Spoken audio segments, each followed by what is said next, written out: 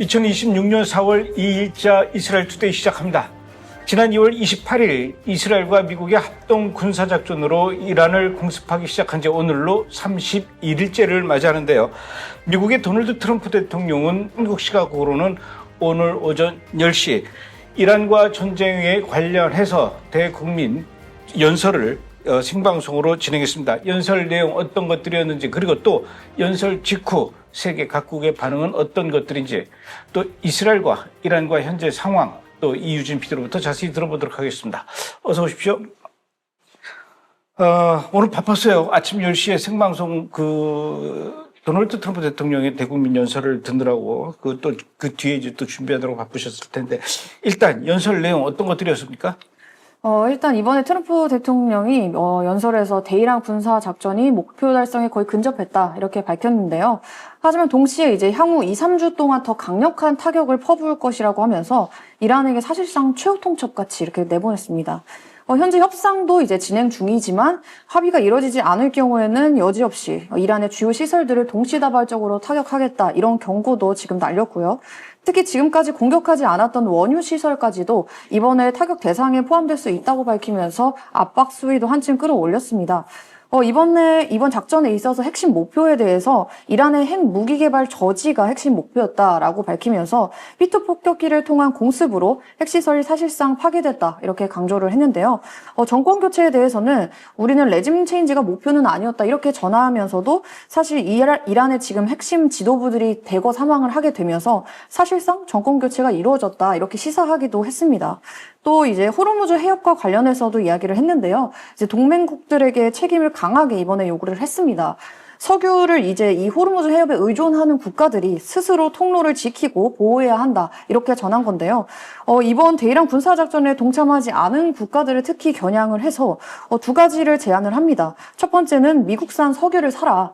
그리고 두 번째는 뒤늦게라도 이제 용기 내서 호르무즈 해협 가서 직접 차지하고, 그리고 수수료를 위해서 호르무즈 해협을 보호해라 이렇게 직격 날렸습니다.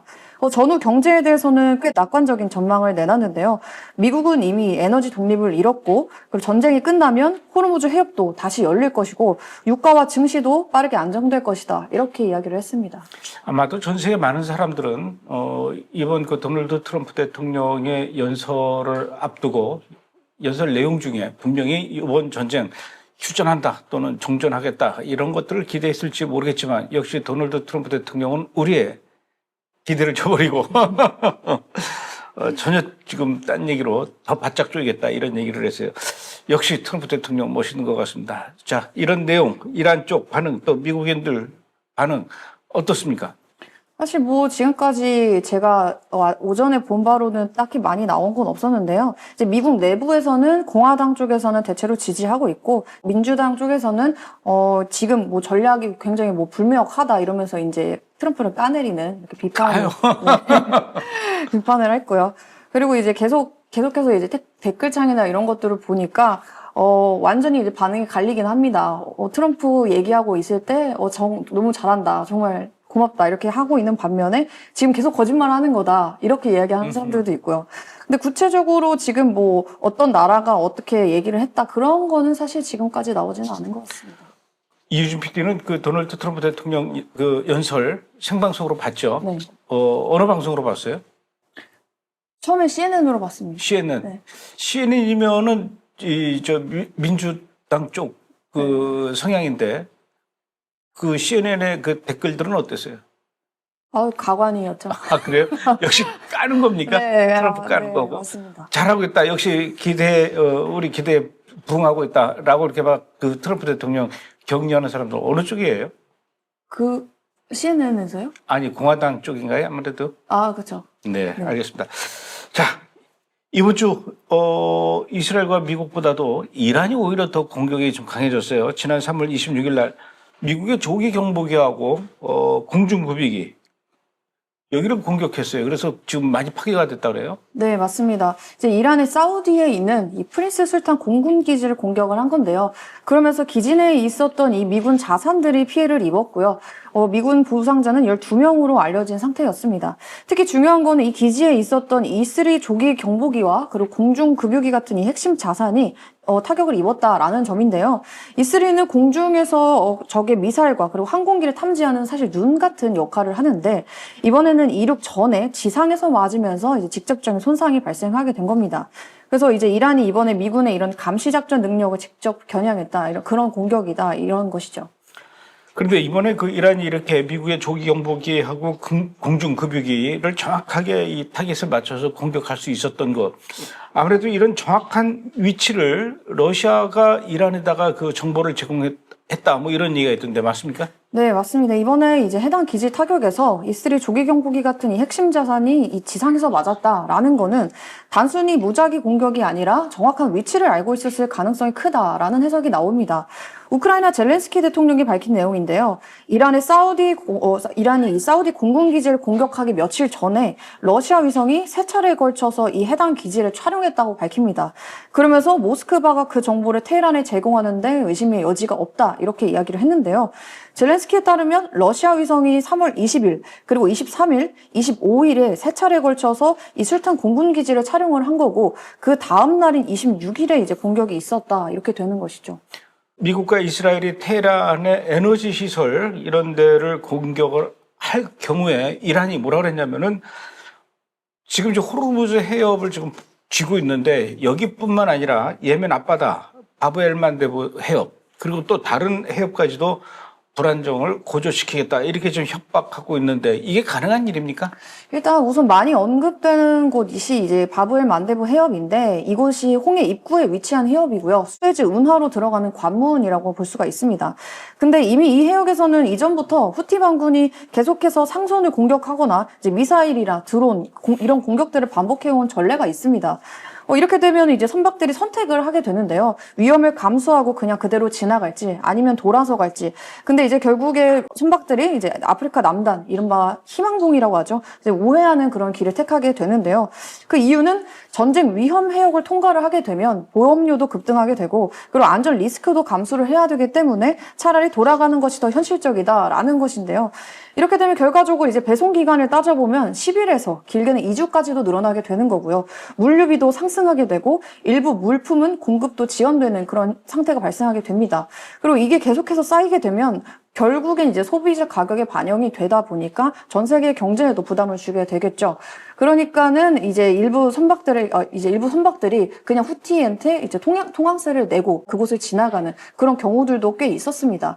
이런 식으로 이제 후티가 이번에도 통제권을 이렇게 쥐고 우위를 점하려는 그런 상황인 것이죠, 지금. 그러니까 이란하고 후티 반군하고 같은 패거리들 아닙니까? 그러다 보니까 이 패거리들이 아주 중요한 길목을 다 차지하고 있어요.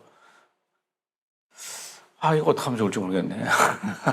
뿐만 아니라 이란의 그 이슬람 혁명 수비대 IRGC가 미국과 이스라엘이 이란을 향해서 계속 공격을 하게 되면은 중동 여러 나라에 있는 그 미국의 빅테크 기업, 예를 들어서 뭐 마이크로소프트라든가 또는 구글이라든가 애플 뭐 이런 기업들을 향해서 공격하겠다, 이렇게 지금 엄포를 놓고 있어요.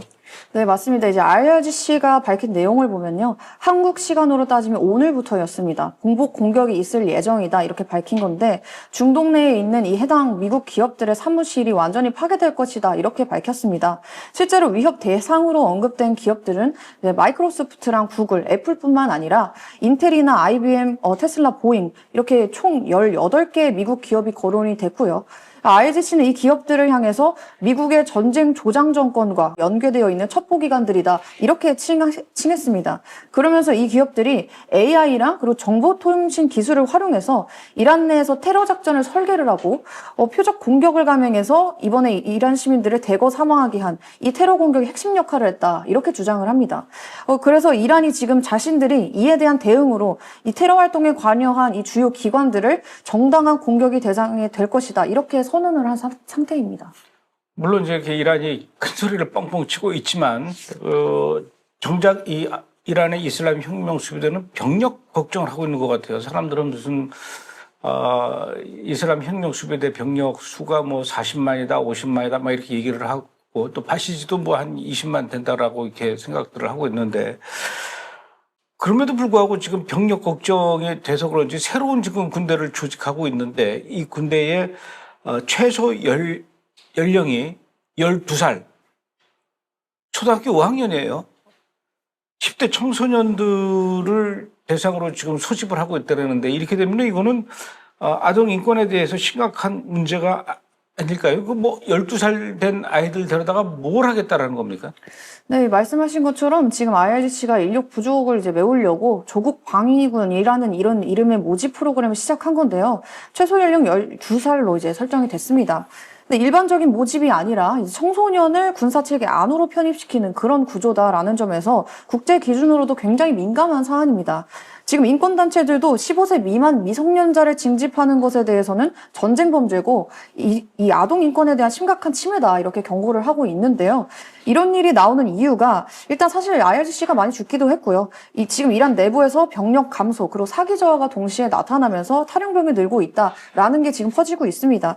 실제로 현장을 보면 지금 이란 병사가 이 전쟁이 왜 계속되는지 모르겠고 공습을 계속해서 피하면서 겨우 버티고 있다 이런 이야기를 하는데 매일 도망다닐 일상은 묘사를 하고 있습니다. 뭐 가축 사이에 숨든지 차에 숨든지 이제 어디에 숨든지 숨는 족족 어디든 핀포인트 타격을 하다 보니까 거의 미쳐버리는 그런 상황이 되는 건데요. 특히 이제 지휘관들도 현장을 떠나서 혼란이 커졌다 이런 말들도 계속 나오고 있는 상황이고요. 근데 이뿐만 아니라 지금 이란 거리를 보면 이란 국민들을 위협하는 순찰대가 계속 돌아다니고 있는데 근데 그 순찰대마저 대규모가 아닌 소규모로 돌아다니는 그런 모습이 포착되고 있습니다. 이제 이것도 인력이 줄어든 신호로 해석이 되고요. 그래서 지금 결국 그 IRGC가 동원 가능한 연령을 계속 낮추고 있다라는 말이 나오는 건데요.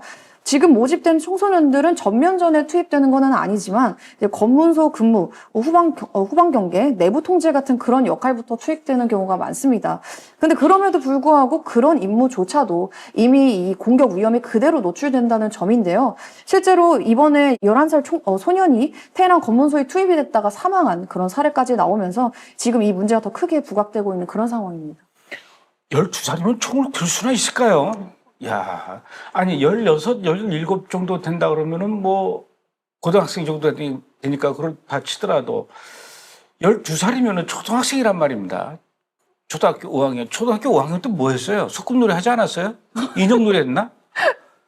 야, 그런 애들을 데려다가 지금 전방은 아니더라도 전방 후방이 문제가 아니라 일단 얘네들한테 이 작전에 투입시킨다는 그 자체가 왜 이런 거는 우리나라 뉴스에 안 나오는지 모르겠습니다. 이란 국민들이 뭔 죄가 있겠어요? 애들이 뭔 죄가 있겠어요? 이 IRGC나 이 지휘관들, 그 다음에 이 고위층 이 사람들이, 이 인간들이 지금 문제죠. 인간들이 아니에요.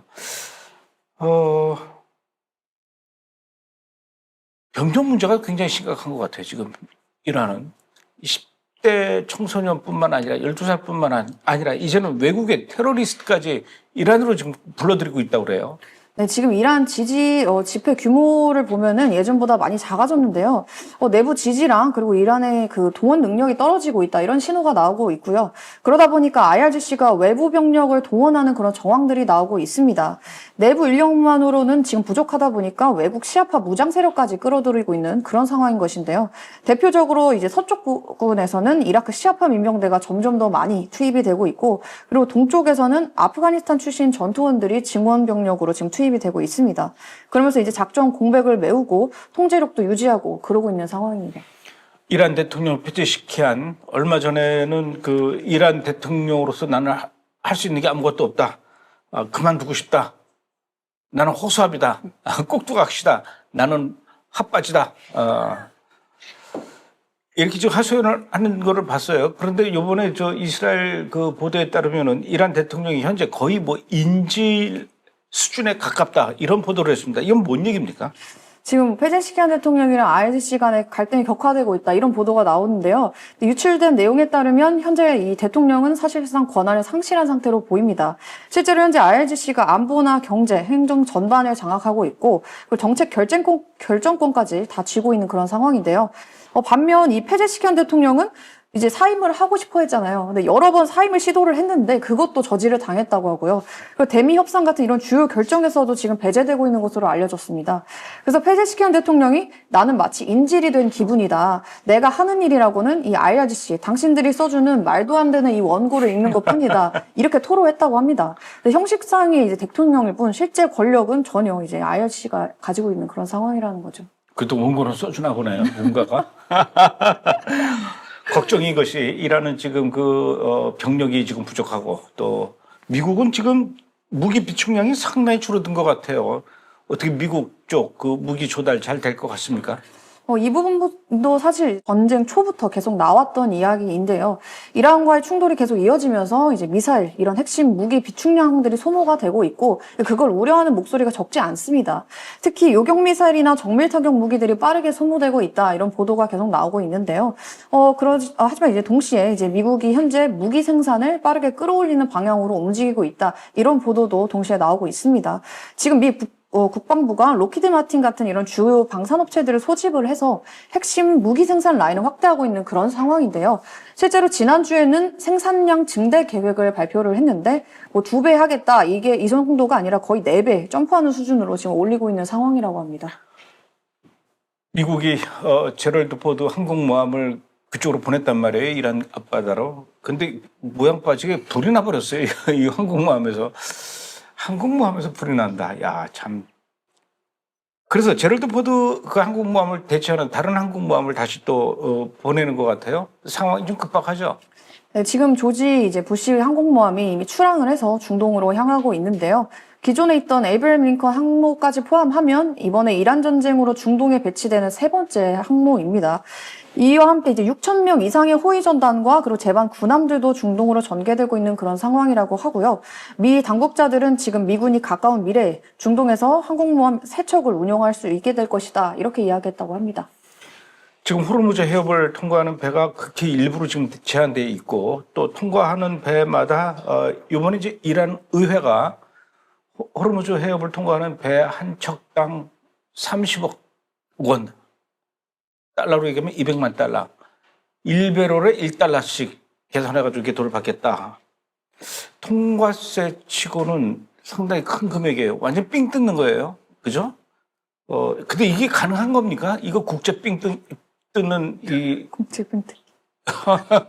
이 가능한 일이에요? 이게 돈을 걷어들인다는 게? 근데 일단 이란 의회가 이제 그 방안을 승인을 했고, 이제 실제 지금 돈을 받고 선별적으로 통과시키는 그런 움직임이 나타나고 있습니다.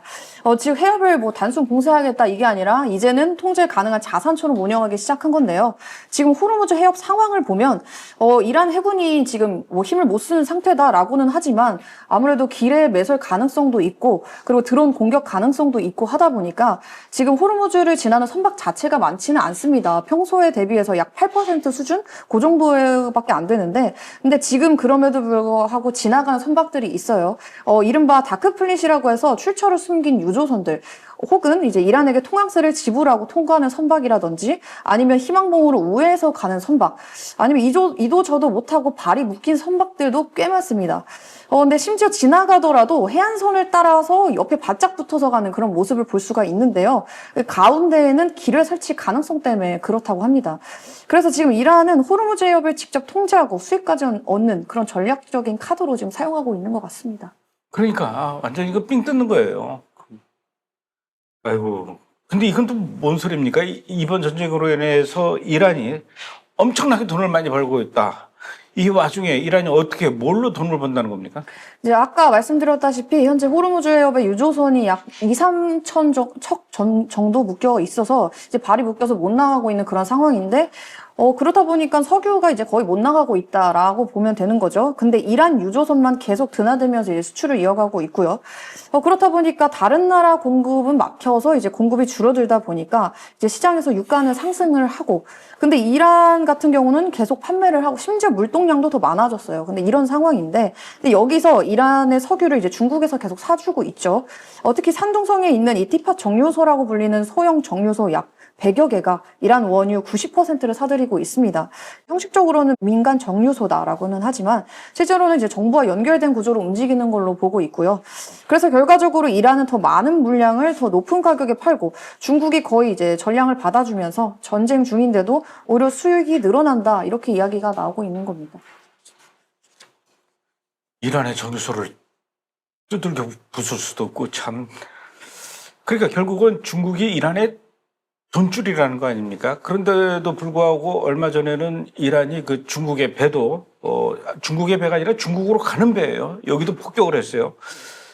그러면 이제 중국하고 이란하고도 별로 그렇게 관계가 예전 같지 않게 약간 좀 소홀해질 수도 있을 것 같은데. 네, 근데 그것뿐만 아니라 사실 현실적으로 상황을 봤을 때 이제 중국이 이란 원유를 계속 사줄 이유가 좀 적어지고 있는 그런 상황이기도 합니다. 원래 중국은 이란 원유를 비교적 싼 값에 들여왔었는데요.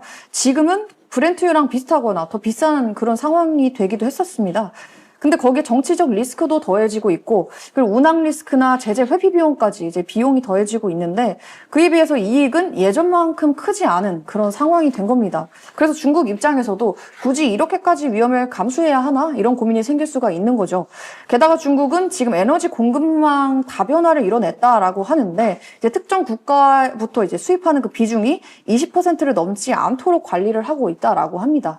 그래서인지 이번 호르무즈 봉쇄에도 타격을 그닥 받지 않는 그런 모습들을 보여주고 있는데요.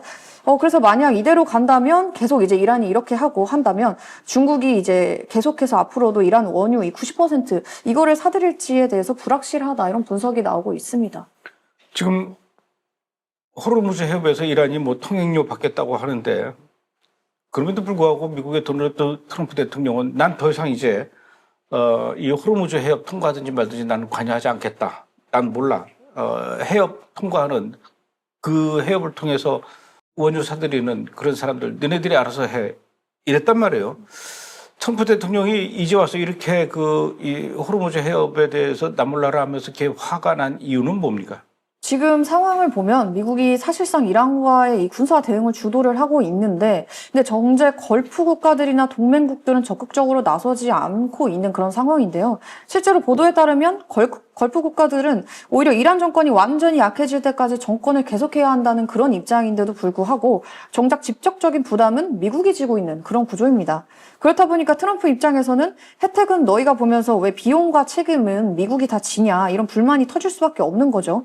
왜냐하면 미국은 사실 이제 호르무즈를 실사용하는 국가가 아니거든요. 미국은 지금 원유 생산도 이제 세계 1위고 정유 능력 같은 경우도 세계 1위고 그렇다 보니까 중동 원유에 의존하지 않는 그런 구조입니다. 근데 반대로 호르무즈 해협을 꼭 써야 하는 거는 오히려 유럽이나 아시아 국가들이죠.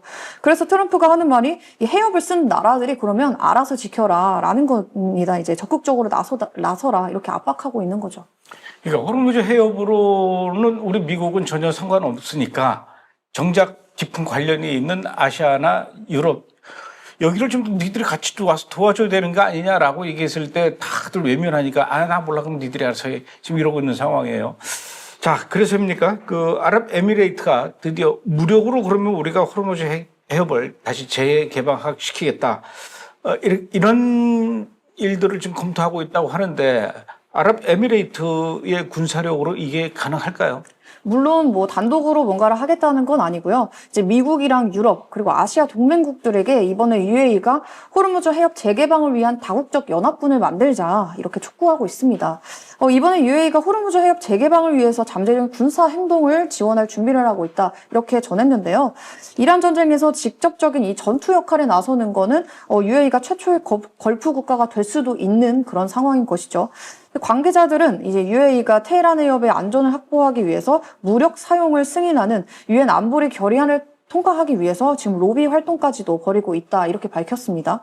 그리고 한 단계 더 나아가서 그 아부 무사섬 같은 이런 전략적 섬을 장악하는 그런 방안까지도 제시한 것으로 알려졌습니다.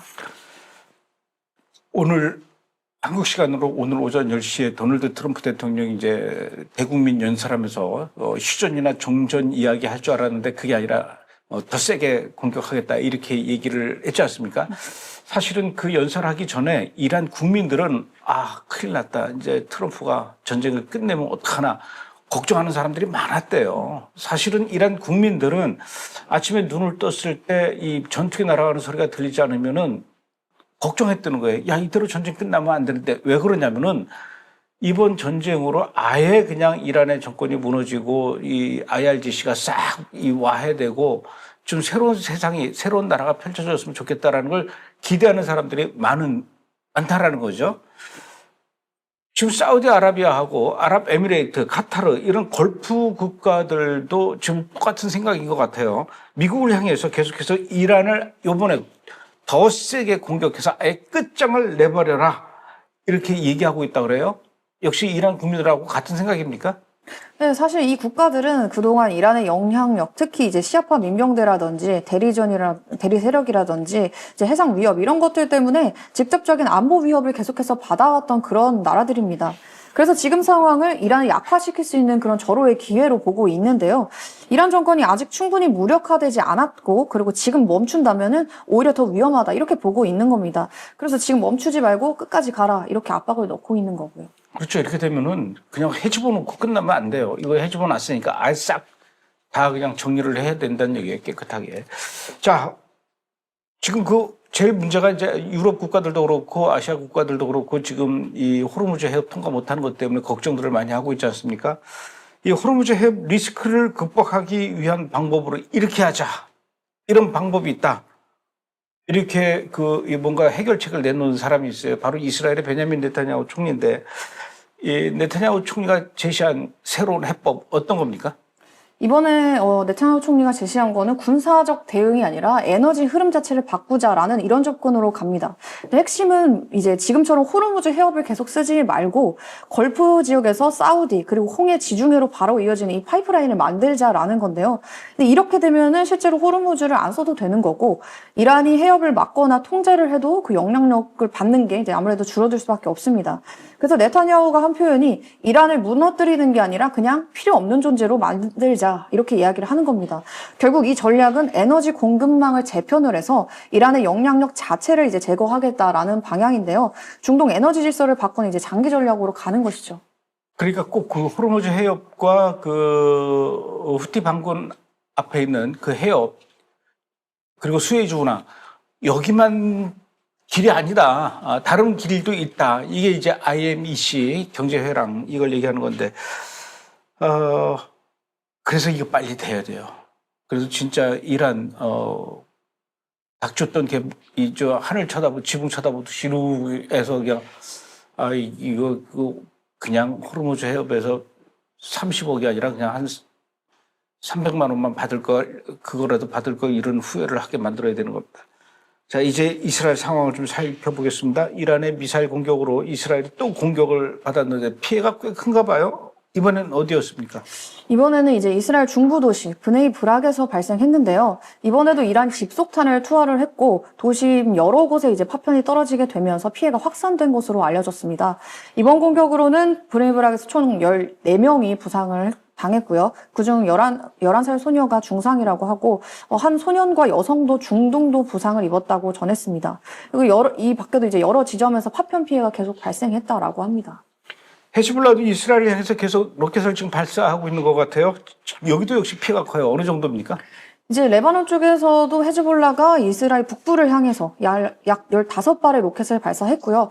실제로 일부는 도심 지역에 떨어졌습니다. 피해를 보면은 어린이를 포함해서 민간인 3명이 부상이 당했고, 그리고 레바논 남부 교전 과정에서는 이스라엘 군인 4명이 사망했고 2명이 부상당했다라고 합니다. 그래서 지금 이스라엘 중부에는 이란이 계속해서 발사하고 있고, 이스라엘 북부에는 헤즈볼라가 계속해서 공격을 하고 있는 그런 상황입니다. 그래도 이스라엘이 지금 레바논 남부 지역 상당 부분을 점령했다고 해요. 그 리타니 강까지 어떻게 점령이 된 겁니까? 최근 이스라엘이 발표한 내용에 따르면 완충지대 확대를 위해서 레바논 남부 지역 상당 부분을 점령하겠다 공언한 건데요. 작전이 끝나면 레바논 남부 국경에서 약 30km 떨어진 리타니강 하류 지역을 이른바 완충지대로 삼아서 점령할 것이다 라는 겁니다. 그래서 그 지역에 침투한 라두안 부대도 전부 소탕하고 모든 무기를 파괴할 것이다 이렇게 밝혔는데요. 이스라엘군이 마을 인근에 있는 모든 집까지 파괴한다는 발언을 해서 이제 논란이 됐는데 사실 레바논 남부에 있는 모든 집들 특히 거기에는 시아파 집들 같은 경우에는 민간인이 사는 집이 아니라 모두 지휘센터다 이렇게 밝혔습니다. 그러면서 이스라엘의 목표는 헤즈볼라를 국경에서 밀어내서 이제 헤즈볼라가 이스라엘 북부 지역 사이로 계속 로켓을 발사하고 있는 그 능력 자체를 차단하는 것이다 이렇게 밝혔습니다. 이번에 이스라엘 군이 레바논 그 남부 지역을 밀고 올라가서 보니까 헤즈볼라도 그랬고 하마스도 그랬고 이란도 그랬던 인간 방패, 민간인들을 그 인질로 삼는 민간 방패. 요번에도 또 이 레바논 남부 지역에서도 또 그런 것들이 발견이 됐다라고 해요. 그러니까 뭘 발견했길래 그렇게 또 인간 방패 이야기를 하는 겁니까?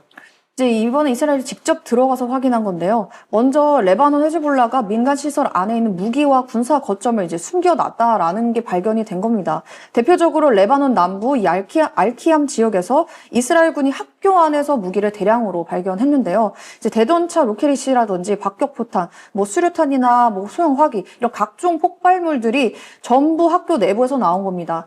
근데 심지어 이 모든 무기가 유엔 난민기구 표식과 함께 발견이 됐다라고 하는데요. 근데 여기서 끝이 아니라 얄키암 지역에 또 이제 한 교회 인근에서도 헤즈볼라 군사 시설이 발견이 됐고요. 마을 한가운데에서는 로켓과 미사일을 발사한 그런 정황까지도 확인이 됐습니다. 이런 구조에서는 이스라엘이 공격을 하게 되면 이스라엘이나 미국이 공격을 하면은 아무래도 민간 피해가 발생하게 되고, 근데 공격을 또 안 하면은 공격을 받을 수밖에 없는 이런 상황이 악순환이 계속 되다 보니까 이제 이런 거를 헤즈볼라나 하마스 이렇게 노리고 있고, 그래서 이 민간인 이 방패를 계속해서 이용을 하고 있는 그런 상황인 겁니다. 그러니까 이란하고 헤즈볼라하고 하마스하고 똑같아요, 하는 짓이.